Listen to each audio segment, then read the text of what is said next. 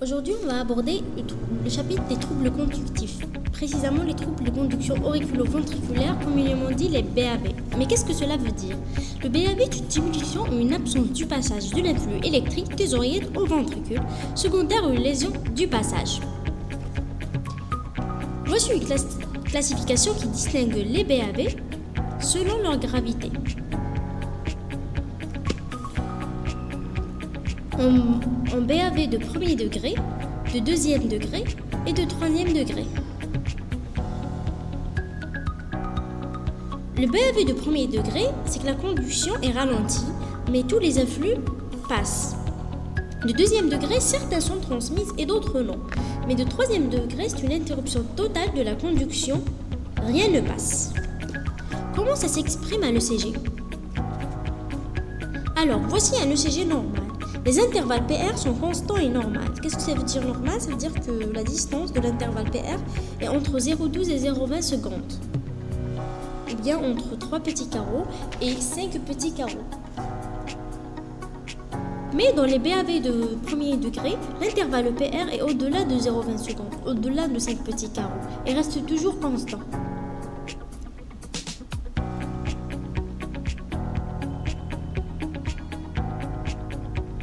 Voici un exemple. Ici, si vous remarquez bien, tous les intervalles PR de toutes les dérivations sont augmentés. Par exemple, regardons la dérivation D2. On remarque que l'intervalle PR est au-delà de 0,5 de 5 petits carreaux.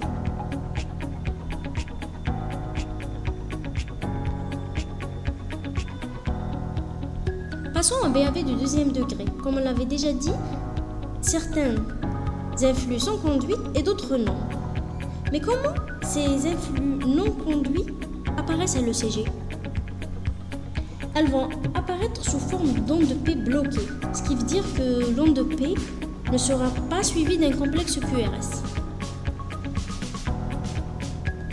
Regardez ici, bien sûr tracé, la première onde P est suivie de QRS, la deuxième aussi, mais la troisième n'est pas suivie de QRS, c'est l'onde P bloquée, et ainsi de suite. Dans les BAV de deuxième degré, on a deux types, le Mobitz 1 et le Mobitz 2. Dans le Mobitz 1, l'intervalle PR augmente progressivement jusqu'à l'onde P bloquée, et ainsi de suite, c'est cyclique. Mais le Mobitz 2, regardez dans cet exemple, il y a une augmentation progressive de l'intervalle PR jusqu'à arriver à l'onde P bloquée.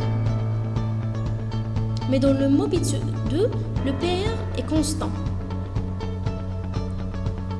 jusqu'à l'onde P bloquée. L'onde P bloquée, elle vient au hasard, inopinément. Mais pourquoi il y a deux types de BAV dans le deuxième degré? Parce que comme on l'a déjà dit, l'influx électrique va s'arrêter au niveau du nœud auriculo-ventriculaire ou bien du faisceau édifice et des faisceaux intraventriculaires. Alors, ces deux structures-là ont des cellules différentes. Dans le nœud auriculo-ventriculaire, on a des cellules calciques et dans les faisceaux intraventriculaires, on a des cellules sodiques.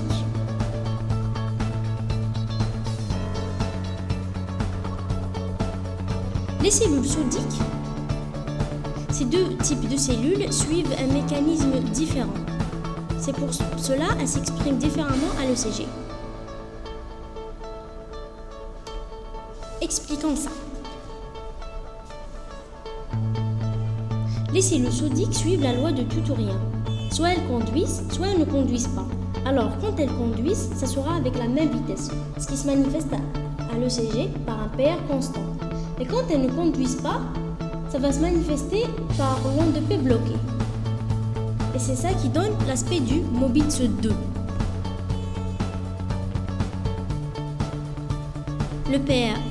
L'intervalle PR est stable jusqu'à l'onde P bloquée.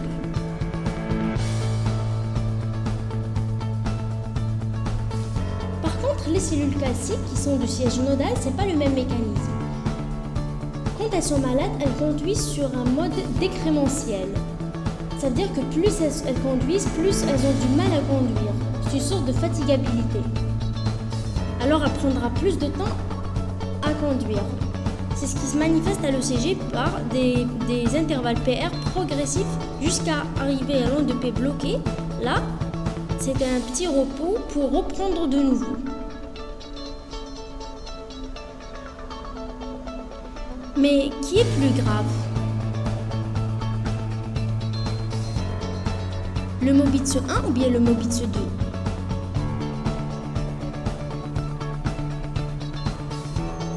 Il y a une notion à connaître, c'est que chaque fois la lésion est bas située, chaque fois elle est plus grave.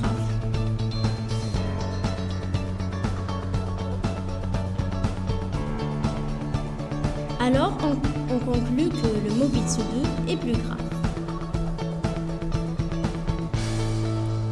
Passons maintenant au BAV de 3e degré. Avant de comprendre ce type de BAV, il faut connaître que le nœud sinusal, il bat à 100 battements par minute. On lui attribue la médaille d'or. Le nœud AV, il bat à environ 60. On lui donne la médaille d'argent. Et les faisceaux intraventriculaires, ils battent à 20-30 battements par minute. On leur donne la médaille de bronze. Alors, dans le BAV de 3e degré, c'est une interruption totale de conduction entre oreillette et ventricule. Ça veut dire que les oreillettes vont battre toutes seules et les ventricules vont battre tout seuls. Alors, l'intervalle entre chaque P et P sera égal. Puisque les ventricules vont battre tout seuls, on aura des foyers d'échappement au niveau des ventricules qui nous donneront une dissociation auriculo-ventriculaire. Ça veut dire que l'intervalle entre chaque P et P est le même, entre chaque QRS et QRS c'est le même, mais l'onde de P n'est pas suivie d'un QRS. Il y a une dissociation auriculo-ventriculaire. Et s'il n'y a pas d'activité ventriculaire, comment ça va se manifester à l'ECG? Eh bien, ça va se manifester par des ondes de P tout seul. C'est un type d'asystolie. C'est une asystolie qui complique le BAV de 3e degré. Et dans ce cas, la conduite à tenir, c'est qu'il faut faire un massage cardiaque, injection d'adrénaline et une sonde de stimulation cardiaque externe artificielle. Merci d'avoir suivi cette vidéo jusqu'à la fin. Si elle vous a plu, abonnez-vous pour d'autres vidéos sur d'autres choses, Inch'Allah.